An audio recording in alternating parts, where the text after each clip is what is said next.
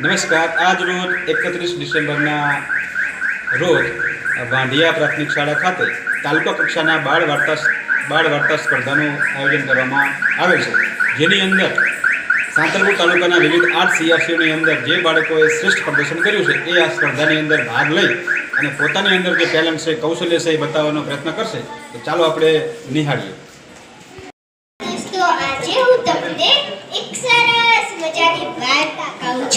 તમારે બધાને સાંભળવી છે ને? તો ચાલો બાળ દોસ્તો, વાર્તાનું નામ છે ટીડો જાણકાર. એક હતા ટીડા જોશી. તે જ્યોતિષ હતા, પણ તે જ્યોતિષ વિદ્યા જાણતા ન હતા, પરંતુ તેમની અવલોકન કરવાની ક્ષમતા ખૂબ જ તીવ્ર હતી. એક દિવસ તે ચાલતા બહારગામ જવા માટે નીકળ્યા. વચમાં પરસોત્તમભાઈના ખેતરમાં તેમણે બે બળદ ચડતા જોયા, એક કાળો અને એક ધોળો. પછી તે આગળ ચાલ્યા. સામેના ગામે પહોંચ્યા. પટેલના ઘેર રોકાણા. પટેલ થોડા ઉદાસ લાગતા હતા. ટીડા જોશીએ કહ્યું, તમે કેમ ઉદાસ છો?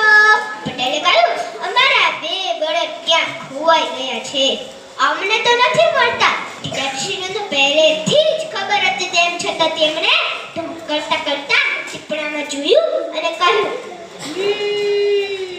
કાળા અને ધોળા બળદની વાત કરો છો ને? પટેલે કહ્યું, હા. ટીડા જોશીએ કહ્યું, તમે થોડા આગળ જશો ને, ત્યાં પરસોત્તમભાઈના ખેતરમાં તમારા બે બળદ ચડતા હશે. આ સાંભળી પટેલ અને પટલાણી બંને દોડતા જાય છે અને ખેતરમાં જઈને જુએ છે તો ખરેખર તેમના બે બળદ ચડતા હોય છે. તેઓ બળદને જોઈને ખૂબ જ રાજી થાય છે અને તેઓ બળદને લઈને ઘરે આવે છે અને પછી ટીડા જોશીના વખાણ કરે છે. વાહ ટીડા જોશી, વાહ! શું તમારી જ્યોતિષ વિદ્યા, શું તમારું ટીપણું! આવી રીતના ટીડા જોશીના વખાણ કરે છે. તે જ ગામમાં બીજા એક પટેલ રહેતા હોય છે. તેમને પણ ટીડા જોશીની પરીક્ષા લેવાનું મન થાય છે. તેમણે ટીડા જોશીને તેમના ઘરે જમવા માટે બોલાવ્યા. ટીડા જોશી અને પટેલ બહાર ખાટલા પર બેઠા હોય છે અને ઘરમાં પટલાણી રોટલા કરતી હોય છે.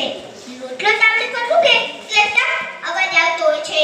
આ ટપ અવાજને ટીડા જોશી ગણતા હોય છે અને પછી ટીડા જોશી અને પટેલ જમવા બેસે છે.